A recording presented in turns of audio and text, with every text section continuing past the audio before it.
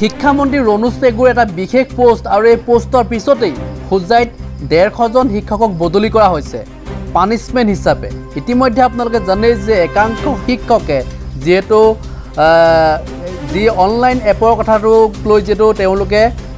শিক্ষা বিভাগক যে জনাই আছিলে, তেওঁলোকে আপত্তি জনাই আছিলে যে শিক্ষা বিভাগৰ যিটো এপ, যিটো আপোনালোকে জানেই যে যিটো এপৰ জৰিয়তে ইতিমধ্যে এটেণ্ডেঞ্চ দিবলগীয়া হয়, শিক্ষাৰ্থীয়ে দিবলগীয়া হয়, শিক্ষকে দিবলগীয়া হয়, আৰু সেই শিক্ষা হেতু এপটোক লৈ যিসকলে প্ৰতিক্ৰিয়া প্ৰকাশ কৰিছিলে আৰু তেওঁলোকৰ তথ্য ইতিমধ্যে শিক্ষা বিভাগৰ ওচৰত হয়তো আছে, যাৰ কাৰণে ইতিমধ্যে তেওঁলোকক বদলীকৰণ কৰা হৈছে। আৰু একাংশ শিক্ষকে যিটো পাল মাৰে বুলিও কৈছে, শিক্ষা বিভাগৰ ফালৰ পৰা কোৱা হৈছে একাংশ শিক্ষকে ক্লাছ নকৰে, সময়মতে বিদ্যালয়ত উপস্থিত নহয়, সেইখিনি কথা উল্লেখ কৰিছিলে। আপোনালোকে নিশ্চয় জানে, যিহেতু আপোনালোকে জানে শিক্ষক সন্মিলনে যিহেতু তেওঁলোকৰ যিখিনি মন্তব্য আগবঢ়াই আছিলে কিছুদিন পূৰ্বে, নিৰ্বাচনৰ পূৰ্বে যিটো আগবঢ়াই আছিলে, আৰু মুখ্যমন্ত্ৰী হিমন্ত বিশ্ব শৰ্মা ডাঙৰীয়াই হয়তো সেইখিনি লক্ষ্য কৰিছিলে, যাৰ কাৰণে ইতিমধ্যে শিক্ষামন্ত্ৰী ৰণোজ পেগু ডাঙৰীয়াক নিৰ্দেশ হয়তো দিব পাৰে। আৰু তেখেতে আজি এটা পোষ্ট কৰিছিলে, পোষ্টটো আছিলে আজি সমগ্ৰ শিক্ষা অভিযানৰ কাৰ্যালয় সভাকক্ষত শিক্ষা বিভাগৰ জ্যেষ্ঠ বিষয়াবৰ্গৰ সৈতে শিক্ষকৰ ৰেচনেলাইজেশ্যন বদলীকৰণৰ প্ৰসংগত এখন পৰ্যালোচনা সভা অনুষ্ঠিত কৰা হয়। বিদ্যালয় আৰু বিষয় অনুসৰি শিক্ষাৰ্থী আৰু শিক্ষকৰ অনুপাত নিয়ন্ত্ৰণক অগ্ৰাধিকাৰ দি শিক্ষকৰ ৰেচনেলাইজেশ্যন বদলীকৰণৰ দিশত বিদ্যালয় শিক্ষা বিভাগক কাম কাজ আগবঢ়াই নিবলৈ নিৰ্দেশ দিয়া হয়। এই মন্তব্যটোৰ পিছতেই ইতিমধ্যে হোজাইত একশ্যন আৰম্ভ হৈছে। মুখ্যমন্ত্ৰী হিমন্ত বিশ্ব শৰ্মাই কৈছিলে যে এইবাৰ একাংশ শিক্ষকে বিজেপিক ভোট দিয়া নাই, সেই কথাও তেখেতে উল্লেখ কৰিছিলে, আৰু তাৰ পিছতেই ইতিমধ্যে একশ্যন আৰম্ভ হৈছে। কোনসকল শিক্ষকে ভোট দিয়া নাই আচলতে ভোট দিয়া প্ৰক্ৰিয়াটো যিহেতু জানিব নালাগে, কোনো নাজানে কোনে কাক ভোট দিছে, এইটো কোনেও নাজানে, কিন্তু এনেকুৱা ধৰক ধৰিব নোৱাৰা কথা এটা কেনেকৈ মুখ্যমন্ত্ৰী হিমন্ত বিশ্ব শৰ্মাই গম পালে, এই কথাটো আচৰিত হ'বলগীয়া এটা বিষয় যে শিক্ষক সমাজে যে ভোট দিয়া নাই এই কথাটো কেনেকৈ গম পাইছে, আজি শিক্ষা বিভাগে কেনেকৈ জানিছে কথাবিলাক। এই কথাখিনি শিক্ষক সন্মিলনী সন্থাই যিহেতু প্ৰতিক্ৰিয়া প্ৰকাশ কৰিছে, সেই প্ৰতিক্ৰিয়া শুনাম। আৰু হোজাই জিলাত যিহেতু 150 জন শিক্ষকৰ ইতিমধ্যে বদলীকৰণ কৰা হৈছে, কি কৈছে আজি সেই মন্তব্য আপোনালোক শুনালৈ গৈছে। শিক্ষকৰ ৰদ বদল মাধ্যমিক বিদ্যালয়লৈ কৰোৱা হৈছে, আৰু হিন্দী শিক্ষকৰ ৰদ বদল অসমীয়া মাধ্যমৰ বিদ্যালয়লৈ কৰোৱা হ'ল। বহু শিক্ষকে বিজেপিক ভোট নিদিয়াৰ কথা কৈছিল মুখ্যমন্ত্ৰীয়ে। বিদ্যালয়ত দেৰিকৈ উপস্থিত হোৱা শিক্ষকক ব্যৱস্থা লোৱা হ'ব বুলিও কোৱা হৈছিলে। আৰু মুখ্যমন্ত্ৰীৰ মন্তব্যৰ পাছতে হোজাই জিলা আয়ুক্তৰ এয়া একশ্যন আৰম্ভ। বদলি কৰা শিক্ষকৰ তালিকা মোবাইলে এক প্ৰকাৰ এতিয়া ভাইৰেল হৈ পৰিছে। বিজেপিক ভোট নিদিয়া শিক্ষকৰ বিৰুদ্ধে এইবাৰ আৰম্ভ হৈছে একশ্যন। 150 গৰাকীৰো অধিক শিক্ষকক তাৎক্ষণিকভাৱে ৰদবদল কৰা হ'ল। হোজাইৰ যোগীজান আৰু লংকা খণ্ডৰ মুঠ 150ৰো অধিক শিক্ষকৰ ৰদবদল কৰোৱা হৈছে। প্ৰাথমিক শিক্ষকৰ ৰদবদল কৰা হ'ল মাধ্যমিক বিদ্যালয়লৈ, আৰু হিন্দী শিক্ষকৰ ৰদবদল কৰোৱা হ'ল অসমীয়া মাধ্যমৰ বিদ্যালয়সমূহলৈ। বহু শিক্ষকে বিজেপিক ভোট নিদিয়াৰ কথা কৈছিল, আৰু মুখ্যমন্ত্ৰীক কৈছিলে ভোট নিদিয়াৰ কথা, আৰু বিদ্যালয়ত দেৰিকৈ উপস্থিত হোৱা শিক্ষকক ব্যৱস্থা লোৱা হ'ব বুলি কোৱা হৈছিলে। মুখ্যমন্ত্ৰীৰ মন্তব্যৰ পাছতে হোজাই জিলা আয়ুক্তৰ এতিয়া আৰম্ভ হৈছে একশ্যন।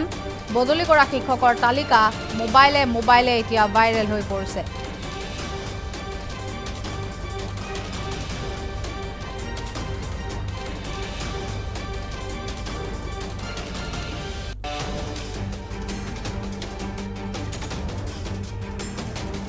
আমি জনাইছোঁ বিজেপিক ভোট নিদিয়াৰ বাবে এইবাৰ শিক্ষকৰ বিৰুদ্ধে একশ্যন আৰম্ভ কৰা হ'ল, আৰু ইতিমধ্যে উল্লেখ কৰিছোঁ 150 গৰাকীৰো অধিক শিক্ষকক তাৎক্ষণিকভাৱে ৰদবদল কৰা হ'ল। হোজাইৰ যোগীজান আৰু লংকা খণ্ডৰ মুঠ 150ৰো অধিক শিক্ষকক ৰদবদল কৰা হৈছে। প্ৰাথমিক শিক্ষকৰ ৰদবদল মাধ্যমিক বিদ্যালয়লৈ কৰা হৈছে, আৰু হিন্দী শিক্ষকৰ ৰদবদল অসমীয়া মাধ্যমৰ বিদ্যালয়লৈ কৰোৱা হৈছে। বহু শিক্ষকে বিজেপিক ভোট নিদিয়াৰ কথা কৈছিলে, আৰু বিদ্যালয়ত দেৰিকৈ উপস্থিত হোৱা শিক্ষকৰ বিৰুদ্ধে ব্যৱস্থা লোৱা হ'ব বুলি কোৱা হৈছিলে, আৰু মুখ্যমন্ত্ৰীৰ মন্তব্য আছিলে। মুখ্যমন্ত্ৰীৰ মন্তব্যৰ পাছতে এতিয়া হোজাই জিলা আয়ুক্তৰ একশ্যন আৰম্ভ হৈছে। বদলি কৰা শিক্ষকৰ তালিকা এতিয়া ভাইৰেল হৈ পৰিছে মোবাইলে। সংবাদ মাধ্যমৰ জৰিয়তে গম পাইছোঁ মাননীয় মুখ্যমন্ত্ৰী মহোদয়ে কিছু বক্তব্য প্ৰদান কৰিছে। আমি নাজানো যে এটা গণতান্ত্ৰিক প্ৰক্ৰিয়া বা গণতান্ত্ৰিক গোপন প্ৰক্ৰিয়াৰ এটা খবৰ বা তথ্য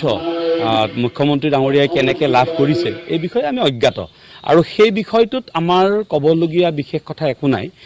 তেখেতে যদি ক'ৰবাত কিবা কাৰণত তথ্য লাভ কৰি কথা কৈছে সেইটো আমি তেখেতে জানে কিন্তু আমি জানো যে এইটো এটা গোপন প্ৰক্ৰিয়াৰ কথা এনেধৰণে কিয় কৈছে এয়া তেখেতে জানিব কিন্তু এই কথাটো ঠিক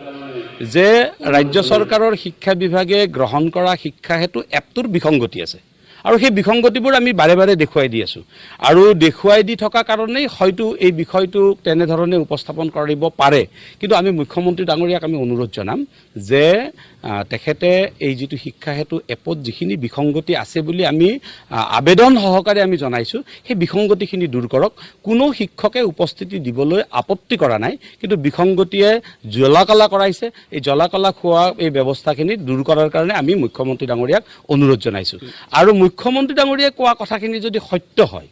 তেনেহ'লে আমিতো ভাবিম যে শিক্ষকসকলে মুখ্যমন্ত্ৰী ডাঙৰীয়াৰ নিৰ্দেশ মতেই কাম কৰিছে কাৰণ মুখ্যমন্ত্ৰী ডাঙৰীয়াই কিছুদিন আগতে কৈ থৈ দিছিল যে শিক্ষক আৰু ডাক্তৰৰ ভোট আমাক নালাগে গতিকে হয়তো কোনোবা শিক্ষকে মুখ্যমন্ত্ৰী ডাঙৰীয়াক অগাধ ভাল পায় তাৰ কাৰণে ভোট নিদিয়াকৈ থাকিছে যদি তেওঁৰ তথ্য যদি মুখ্যমন্ত্ৰী ডাঙৰীয়াৰ হাতত আছে আমি নাজানিম আচলতে কথাটো সত্য নে অসত্য আমি দিয়া আবেদনবোৰ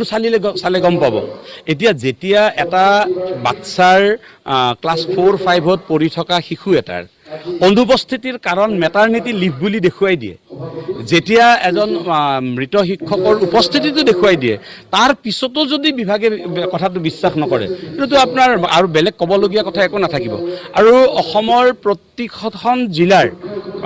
প্ৰতিটো শিক্ষা খণ্ডৰ শিক্ষকসকলে যেতিয়াই যি অসুবিধা পাইছে সেই অসুবিধাটো সদায়ে লিখিতভাৱে জনাই আছে লিখিতভাৱেতো মানুহে আৰু মিছা কথা ক'ব নোৱাৰে গতিকে শিক্ষা বিভাগক আমি অনুৰোধ জনাম যে এই বিসংগতিসমূহ দূৰ কৰি এপটোৰ বিসংগতিসমূহ দূৰ কৰি শিক্ষক শিক্ষয়িত্ৰীসকলক মানসিকভাৱে শান্তিৰে ক্লাছ কৰিবলৈ সুবিধাটো দিয়ক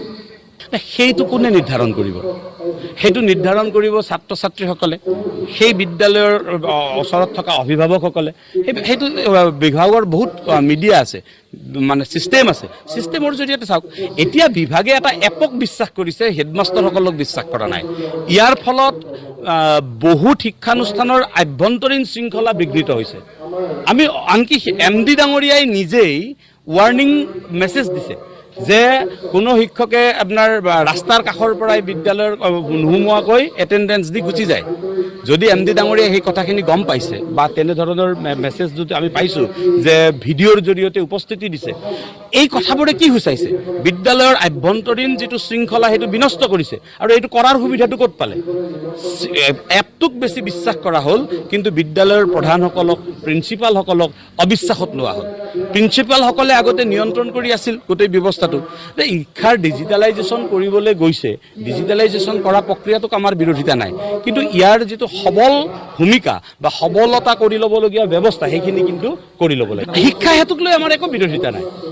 শিক্ষা হেতুৰ এপটোৰ যিখিনি দুৰ্বলতা সেই দুৰ্বলতাখিনি দূৰ কৰাৰ কাৰণে আমি ৰাজ্য চৰকাৰক বাৰে বাৰে অনুৰোধ কৰি আছোঁ আমি বাৰে বাৰে শিক্ষা বিষয়াসকলক আমি এই বিষয়ে কথাখিনি জনাই আছোঁ আজি 3 দিন আগত মাননীয় সচিব নাৰায়ণ কুমাৰ ছাৰলৈকে আমি ৰাজ্যখনৰ 122খন বিদ্যালয়ে জনোৱা আমালৈকে দিয়া আবেদন আমি সচিব ডাঙৰীয়াৰ হাতত অৰ্পণ কৰিছোঁ আমি কৈছোঁ যে এই বিদ্যালয়খিনি এইখিনি অসুবিধা পাইছে দূৰ কৰক দূৰ কৰিব চেষ্টা নকৰি যদি শিক্ষকসকলক বেলেগ বেলেগ কথা কোৱা হয় ইয়াৰ ফলত ক্ষতিটো ছাত্ৰ ছাত্ৰীৰ ক্ষতিটো বেলেগৰতো হোৱা নাই ছাত্ৰ ছাত্ৰীৰ হৈছে আজি শিক্ষা হেতু এপটোৱে যেতিয়া যিখন বিদ্যালয়ত ঘণ্টাৰ পিছত ঘণ্টা ধৰি আপোনাৰ উপস্থিতিটো দিয়াৰ কাৰণে সময় ল'ব তেতিয়াতো সেই বিদ্যালয়খনৰ ছাত্ৰ ছাত্ৰীসকল বঞ্চিত হৈ আছে 5 দিনৰ পৰা এই কথাখিনিক বুজিবলৈ চেষ্টা কৰিব লাগিব শিক্ষামন্ত্ৰী ডাঙৰীয়াৰ বক্তব্যত আমি তেখেতৰ বক্তব্যতেই কৈছে যে তাত থকা বিসংগতিখিনি আমি দূৰ কৰা হৈছে দূৰ কৰিবলৈ ব্যৱস্থাপনা কৰা হৈছে তাৰ মানে শিক্ষা হেতুত বিসংগতি আছে শিক্ষামন্ত্ৰী ডাঙৰীয়াই গম পাইছে আমিও তাকেই দেখুৱাই দি আছোঁ তো আমি দেখুৱাই দিলে আমি স্কুলত নোযোৱা হয় শিক্ষামন্ত্ৰী ডাঙৰীয়াই বিসংগতি দূৰ কৰি আছোঁ বুলি ক'লে শিক্ষামন্ত্ৰী ডাঙৰীয়াই কথাটো কি ভুল ক'লে নেকি মইতো ক'লোৱে যে এইটো এটা গোপন প্ৰক্ৰিয়া এই গোপন প্ৰক্ৰিয়াৰ তথ্যটো মাননীয় মুখ্যমন্ত্ৰীৰ হাতলৈকে আহিল কেনেকৈ আহিবতো নোৱাৰে এইটো অনুমানত কৈছে তেখেতে অনুমানত কোৱা কথাটোৰ ওপৰত আমি এনেকেই ক'ম যে মাননীয় মুখ্যমন্ত্ৰী ডাঙৰীয়াই এটা সময়ত আহ্বান জনাইছিল যে আমাক শিক্ষক আৰু ডাক্তৰৰ ভোট নালাগে মুখ্যমন্ত্ৰীক অগাধ ভাল পোৱা যিখিনি মানুহ সেই মানুহখিনিয়ে তেখেতৰ কথা শুনি হয়তো ভোট নিদিয়াকৈ থাকিবও পাৰে সেইটো কথা আমি নাজানো তেখেতে জানে এইটোতো এপে কৈ আছে নহয় এপে কৈ আছে মুখ্যমন্ত্ৰীয়ে যোৱাকালি প্ৰেছ মিট আকাৰে কৈছে মুখ্যমন্ত্ৰীয়ে যিখিনি কথা কৈছে তেখেতৰ কথাখিনিৰ আচলতে প্ৰথম যিটো বাক্য যে শিক্ষামন্ত্ৰী আমাক ভোট দিয়া নাই বা ভোট দিছে কিবা যিটো কৈছে সেইটো তথ্যগতভাৱে তেখেতে প্ৰমাণ কৰি লওক আগতে আমিতো নাজানো আমাৰ তেখেতৰ তাত গোপন কি তথ্য আছে EVMত দিয়া ভোটটো তেখেতে কেনেকৈ তথ্য পাইছে এই গোপনীয়খিনি এই কথাটো আমি নাজানিম তেখেতে জানিব তেখেতৰ পৰা তেখেতেও ক্লিয়াৰিফিকেশ্যন দিব পাৰিব আমি কেতিয়াও কোনো মন্ত্ৰীকে দুৰ্বল বা সবল বুলি নকওঁ আমি কওঁ যে বিভাগীয়ভাৱে গ্ৰহণ কৰা যিখিনি নীতিবোৰত ক'ৰবাত বিসংগতি ৰৈ যায় বা নীতিবোৰৰ পদ্ধতিবোৰত ক'ৰবাত ভুল হয় যেতিয়া ভুল হয় সেই সময়ত থকা শিক্ষামন্ত্ৰীজনে ইমপ্লিমেণ্ট কৰিব যাওঁতে তেওঁ বিফল হয় আৰু যেতিয়া শুদ্ধ হয় তেতিয়া সেই সময়ত থকা শিক্ষামন্ত্ৰীজন সফল হয়